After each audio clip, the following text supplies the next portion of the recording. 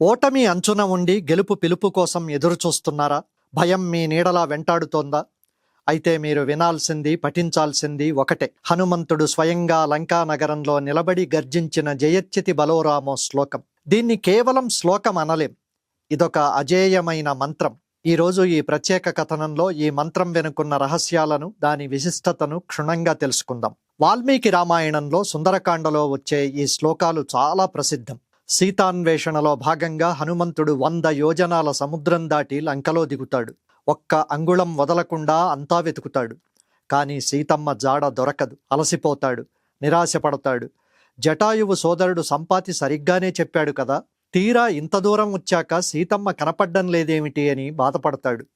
ఆ నైరాశ్యం నుండి బయటపడడానికి హనుమ ఒక ఎత్తైన పర్వతం ఎక్కి గట్టిగా ఊపిరి పీల్చుకుని ప్రశాంత చిత్తంతో రాముడిని, లక్ష్మణుడిని, సుగ్రీవుడిని, సీతమ్మను తలచుకుని మళ్ళీ అన్వేషణ మొదలు పెడతాడు. ఆ క్షణంలోనే దూరంగా అశోకవనం, అందులో సీతమ్మ కనపడుతుంది. కార్యం సిద్ధించాక తన ఉనికిని శత్రువులకు తెలియచేస్తూ తోరణమెక్కి హనుమ చేసిన సింహనాదమే ఈ శ్లోకం. ఏ కష్టమైనా తొలగిపోవాలంటే ఈ శ్లోకం పఠించాలని అప్పటి నుండి ఆచారంగా మారింది. ముందుగా ఆ శక్తివంతమైన మంత్రాన్ని విందాం.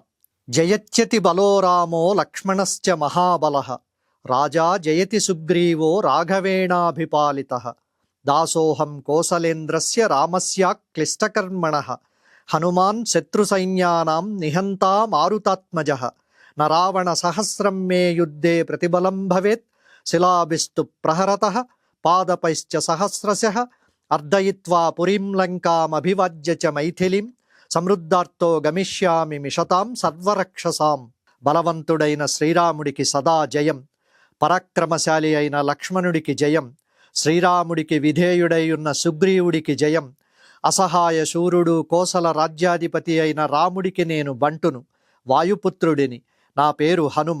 శత్రు సైన్యాలను నామరూపాలు లేకుండా చేస్తాను. 1000 మంది రావణులు కలిసి వచ్చినా ఓడిస్తాను.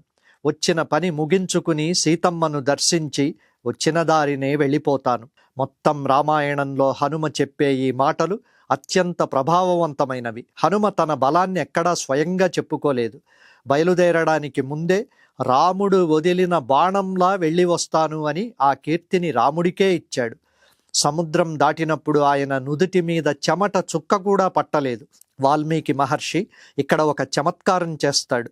జయతి అనే పదాన్ని వాడాడు. అంటే ఎప్పటికీ జయం కలుగుతూనే ఉంటుంది అని అర్థం. ముఖ్యంగా రామస్య అక్లిష్టకర్మణః అన్న పదం గమనించాలి. చాలా కష్టమైన పనులను కూడా అవలీలగా సునాయాసంగా చేసే రాముడు. అలాంటి రాముడి బంటునైన నాకు ఎదురేముంది అని తనకు తానే ధైర్యం చెప్పుకున్నాడు. ఈ ఉత్సాహంతోనే లంకను దహించి చూసి రమ్మంటే కాల్చి వచ్చినట్లు సామెతను నిజం చేశాడు. ఈ శ్లోకాలను మాలామంత్రంగా జపం చేస్తారు. అనేక అక్షరాలతో రక్షణ కోరుతూ చేసే పఠనాన్ని మాలామంత్రం అంటారు. ఈ మంత్రం పఠించినప్పుడు ఉత్పన్నమయ్యే శబ్ద ప్రకంపనలు మన శరీరంలోని మణిపూరక చక్రంపై ప్రభావం చూపుతాయి. ఇది మనిషిలో భయం పోగొట్టి అపారమైన ఆత్మవిశ్వాసాన్ని నింపుతుంది. భారతదేశ చరిత్రలో సమర్థ రామదాసు ఈ మంత్రాన్ని ఒక ఉద్యమంలా ప్రజల్లోకి తీసుకెళ్లాడు. ఛత్రపతి శివాజీ మహారాజ్ సైన్యానికి ఈ శ్లోకమే విజయగీతం. నేటికి వ్యాయామశాలల్లో హనుమంతుడిని స్మరిస్తూ ఈ మంత్రాన్నే పఠిస్తారు. ఈ మంత్రాన్ని ఎలా పఠించాలి? ప్రతిరోజు ఉదయం స్నానం చేసి హనుమంతుడికి నమస్కరించి 11 సార్లు ఈ శ్లోకాన్ని చదవాలి. మంగళ, శనివారాల్లో ఆకుపూజ చేస్తూ ఈ మాలా మంత్రాన్ని పఠిస్తే కోరిన కోర్కెలు సిద్ధిస్తాయి. భయం వేసినప్పుడు లేదా ముఖ్యమైన పనులకు వెళ్ళేటప్పుడు ఈ మంత్రాన్ని మనసులో స్మరిస్తే ఆంజనేయుడి రక్ష లభిస్తుంది.